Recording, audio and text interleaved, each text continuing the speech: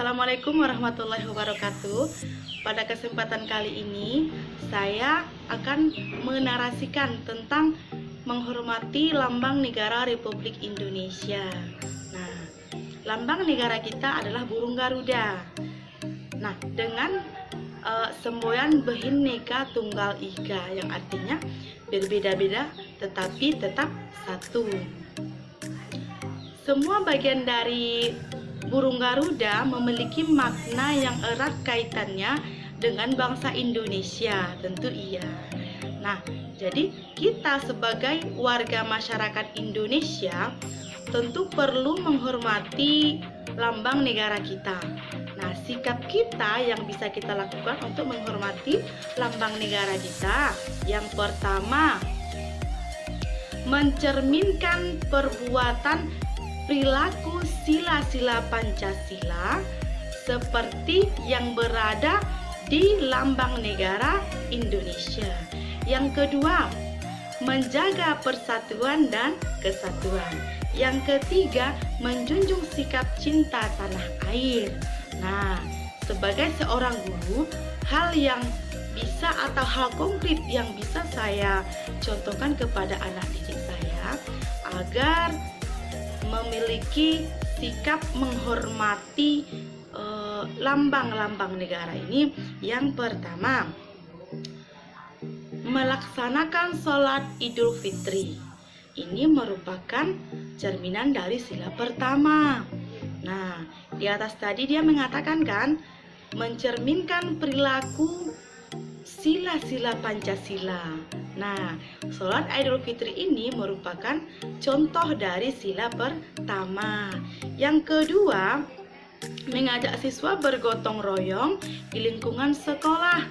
Nah, ini merupakan wujud dari memperkuat persatuan antar siswa. Yang ketiga, mengajak siswa mengikuti upacara bendera setiap hari Senin.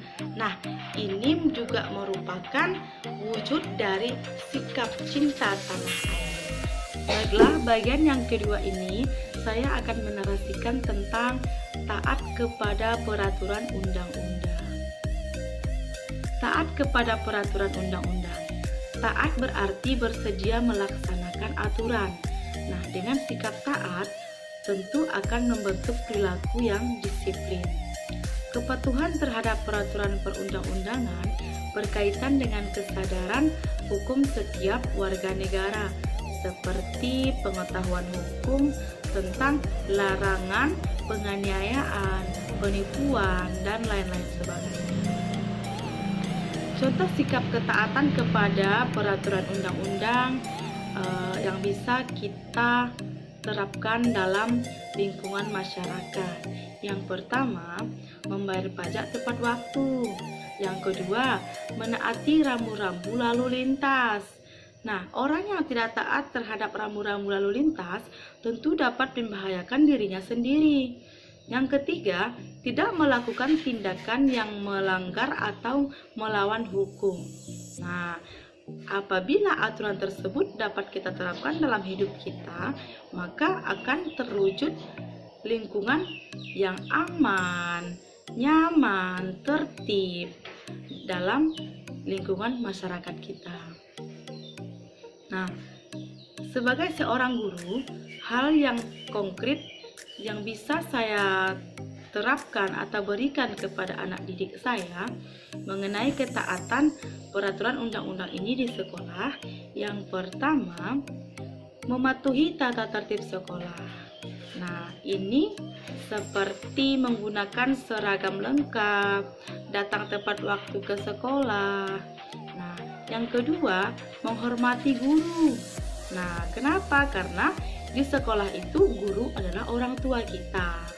Yang ketiga itu menjaga kebersihan sekolah.